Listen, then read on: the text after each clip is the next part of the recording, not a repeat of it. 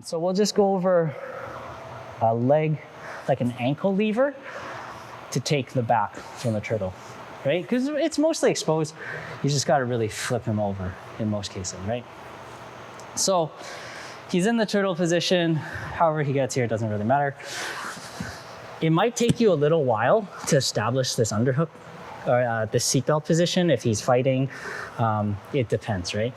But the main thing here I find is you want to keep your weight on him so that he can't shoulder roll. That's kind of the most immediate threat, and most people Granby. Once you've established this position, you see what his kind of toes are doing. If he's like super low and flat, you're not going to have him come up, so it makes it a little different, not necessarily more difficult, but usually what happens is if he does come up and he tries to do that Granby roll, so toes out, he's going to lift and he's going to open this space up a little bit for you, right? Because he has to. If he wants to roll, he's going to have to pike up his butt, and he can't keep this closed at the same time. That's kind of your cue to first you want to stop his roll. So if he tries to roll, right, you stop that, and then you're going to sit in, stay up, sit, stay up, yeah. And you're kind of going to get your knee with your shin kind of against his knee here. Right? That's what you want, right?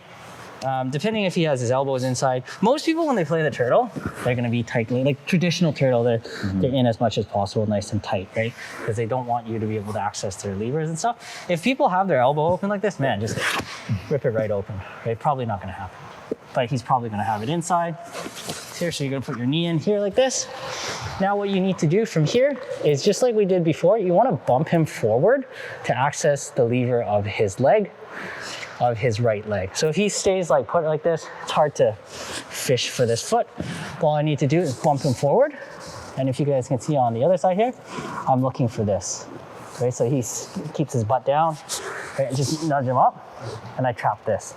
Once I trap this, it's kind of a game over for him in terms of staying down on the turtle. So all I'm gonna do here is I'm gonna sit and curl this leg, and it just pops right out. The beauty of this is as soon as I pop this, I have one hook in already, right? So it's pretty difficult. This is a ratchet mechanic.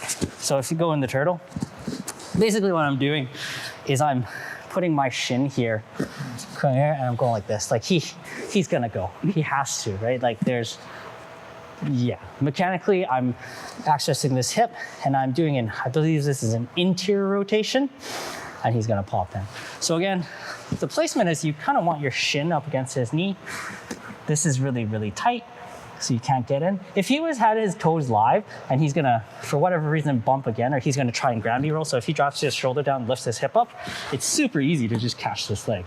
But most of the time, especially if you're already in this kind of position, people are gonna stay down, you can't really get it. Just gonna bump his off that, so try to keep your weight down there.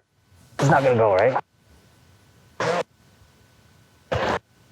Try to get his ankle into the crook of your knee if you can. That's where it's the strongest. Doesn't have to be perfect, but the mechanic is you're gonna push on this side of the knee. Not even really push, just kind of like roll your hip up. Just gonna curl with this. So you can see open side, the back position, right? I'll do it on the other side once so we can see it on the video. So again, you're down, you're here, right? The most important thing is to initially stop him from kind of rolling up, right? So this stops it really good, this foot. And then let's say he pikes up and tries to roll. This is the time. And the shin is here, right? Curl this. And this pops right over. And then you can work on whatever control you want. Does that make sense? Depending your size relative to who you're doing this on, if it was someone smaller than me, just that momentum of you slinging your shin into them might be enough. It's almost like the hip shovel, like you're digging them out, right?